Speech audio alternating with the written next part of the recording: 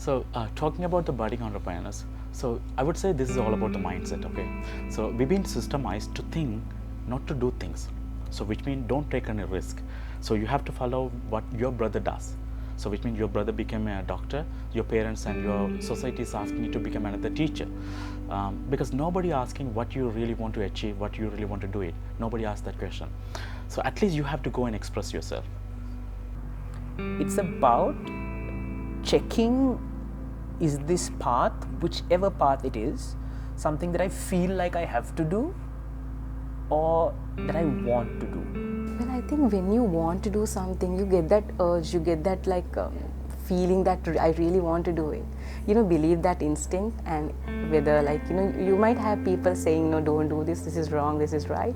So first trust your instinct and be passionate about what you want to do. I don't think anything lasts if you don't have a passion for it. So it's a commitment. It's like a marriage. If you want to start something new in business, you need to know for sure that this is what you really want, that this is what you're passionate about, and that you want a long-term relationship with it. There isn't 1 week that goes by without an entrepreneur, some young entrepreneur coming and speaking to me. They've understood that I have also started like a lot of entrepreneurs have, at a young age. So I get a pitch at least once a week, from different entrepreneurs today, asking me to maybe to either guide them or maybe even invest with them in order to help them to start their businesses off. All I look for is in a situation like that is the passion of the guy.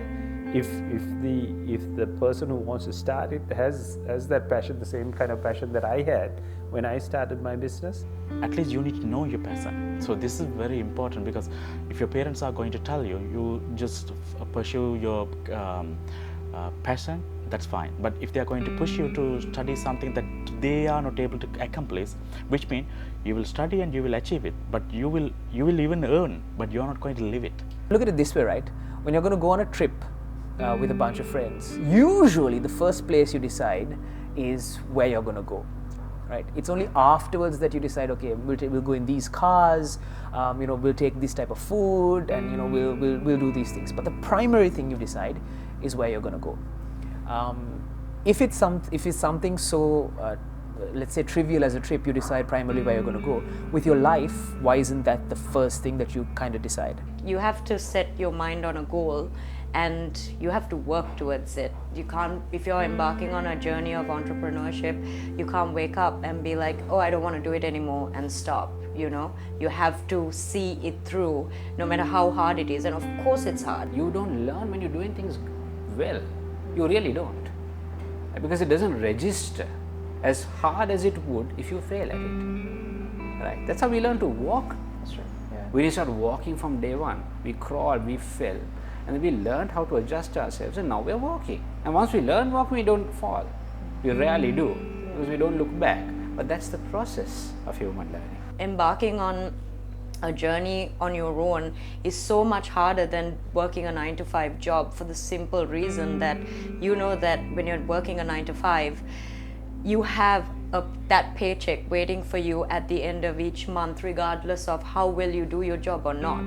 Whereas when it's your own thing, you don't know if you're going to get that paycheck if you don't work your butt off to get it. The mistakes a lot of people do on business, by the way, in the statistics, I'm talking statistics in the US, only 5% business survive, 95% fail. So if I look at those failures, that means those can, because many times people become something without being prepared. Plan yourself, focus, be financial savvy in whatever you are doing. You have to think of every possible angle and plan for it before you set out there. Because remember, as an entrepreneur, you're setting out there to be a professional, right? When you know that it's working, if you have done the correct research and if you found your suppliers, all that, then do the rest, because you need to be 100% hands-on in what you do. I would say the first thing is to be committed, at least to know if you're getting into something, starting something, doing something, get involved 100%. That will give results. It will take time, but it will give results in the end. What I have noticed in the new generation, people are like more interested to show how successful you are than actually being successful. Success is all about, I mean, what I believe is it's all about hard working, planning, but more than anything else, you have to be really believing in what you're doing.